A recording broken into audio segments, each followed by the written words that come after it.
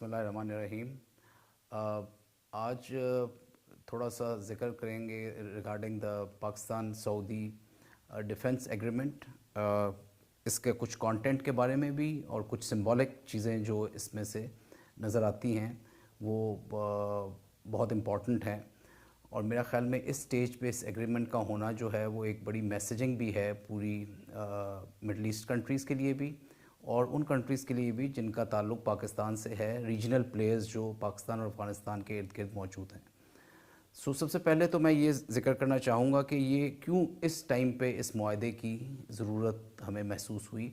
और Y is it important कि इस स्टेज पे सऊदी अरेबिया ने ये एक स्टेप लिया जो ना सिर्फ हैरानकुन था पाकिस्तान के लिए और इसके रीजनल प्लेयर्स के लिए, स्पेशली इंडिया के लिए, बल्कि वो मिडल ईस्टर्न कंट्रीज़ जो सऊदीया के बड़े करीब हैं उनके लिए भी ये एक सरप्राइज़ वाला एलिमेंट था। और आप कह लें कि एक एस कार्ड जो है वो खेला गया मोहम्मद बिन सलमान की तरफ से और पाकिस्तान के प्राइम मिनिस्टर और फील्ड मार्शल की तरफ से।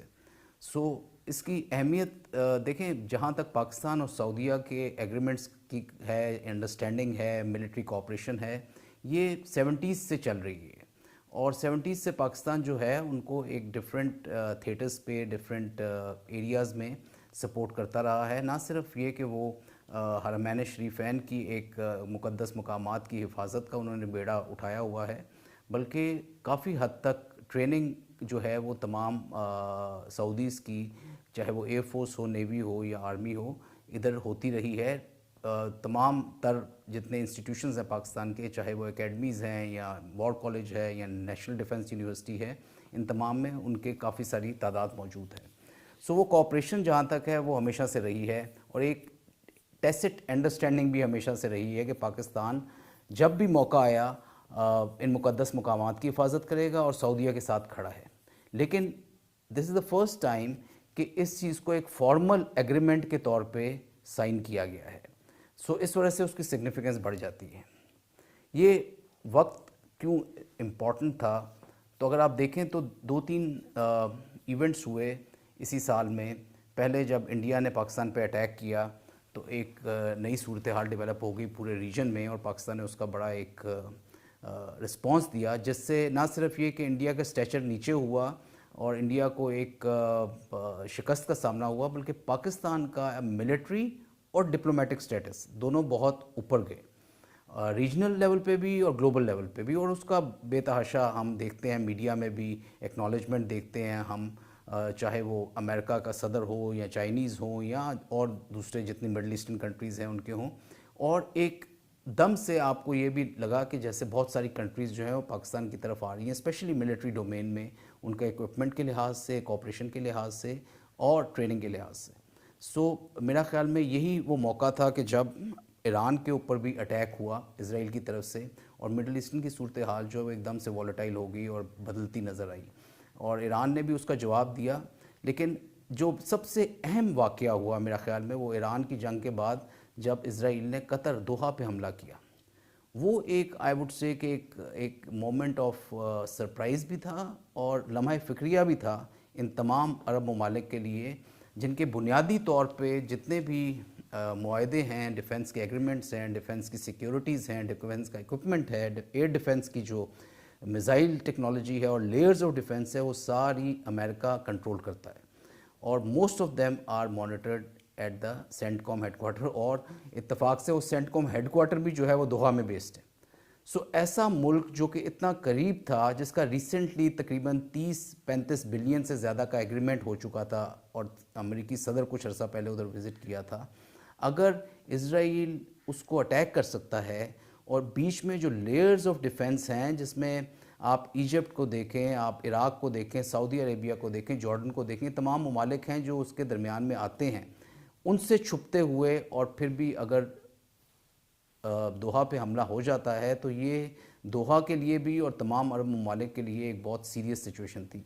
और इनसिक्योरिटीज़ उनकी बहुत एक हाई लेवल पे चली गई जिसको उन्होंने एड्रेस करना था। इस पूरे सिनेरियो के, इन इन्वायरमेंट्स के होते हुए सऊदी अरेबिया ने ये डिसाइड किया कि पाकिस्तान के साथ एक फॉर्मल एग्रीमेंट किया जाए और चेकमेट किया जाए इसराइल को।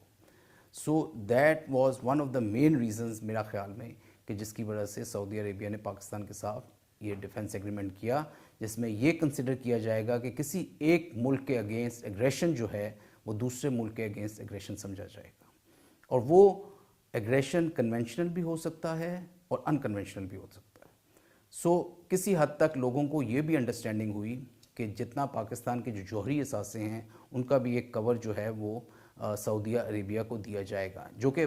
ایک آفیشلی طور پہ تو شاید ہم نے تسلیم نہیں کیا، لیکن بائی اینڈ لارج یہ انڈرسٹینڈنگ تھی، اور وہ آپ کہہ لیں کہ ایک ایلیمنٹ آف ڈیٹرنس بھی ہے، اسپیشلی اسرائیل کے لیے جو خود ایک نیوکلیئر کنٹری ہے، جوہری طاقت ہے، اور نہیں چاہتا کہ اس ریجن میں کوئی بھی جوہری طاقت بنے، اور یہی وجہ ہے کہ وہ دندناتا پھرتا ہے اور ہر طرح کے انہوں نے ایکشنز لیے ہیں تمام ممالک کے۔ آپ دیکھ لیں، مطلب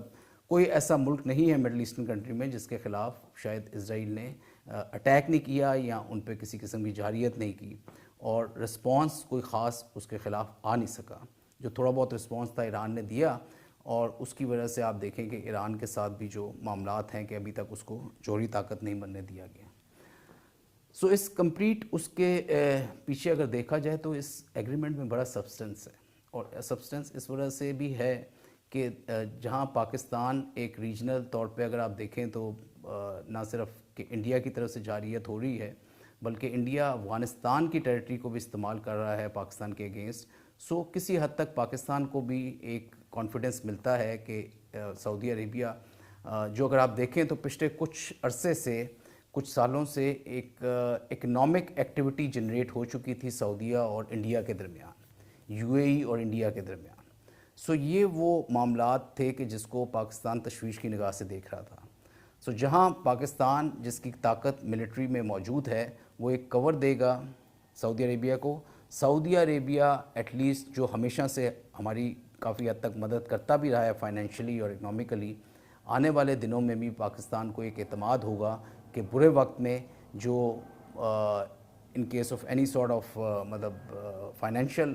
نیڈ، تو سعودی عربیہ ضرور پاکستان کی مدد کرے گا، اور یہ بھی کسی حد تک اس ایگریمنٹ کا حصہ رہا ہے، جس کے لیے ابھی پچھلے دنوں پرائم منسٹر صاحب بھی سعودی عربیہ گئے ہوئے تھے، اور ان میں زیادہ تر ڈسکشن جو ہے وہ اکنامک اور ٹریڈ کے متعلق کی گئی۔ آخری چیز جو بڑی امپورٹنٹ ہے وہ یہ ہے، اور جس کی وجہ سے انڈیا جو ہے وہ بڑا سکیپٹک بھی ہے اور اس کو ذرا تھوڑا سا تشویش کی نگاہ سے دیکھتا ہے، وہ یہ کہ آنے والے دنوں میں اور باقی عرب کنٹریز بھی اس ایگریمنٹ کا حصہ بننے جا رہی ہیں، جس کی ہم توقع بھی رکھتے ہیں، بلکہ یقین رکھتے ہیں، کیونکہ جو انفلوئنس سعودیہ کا ہے عرب میں وہ اس وقت کسی اور کا نہیں ہے۔ اور جہاں اسرائیل کی یہ کوشش ہے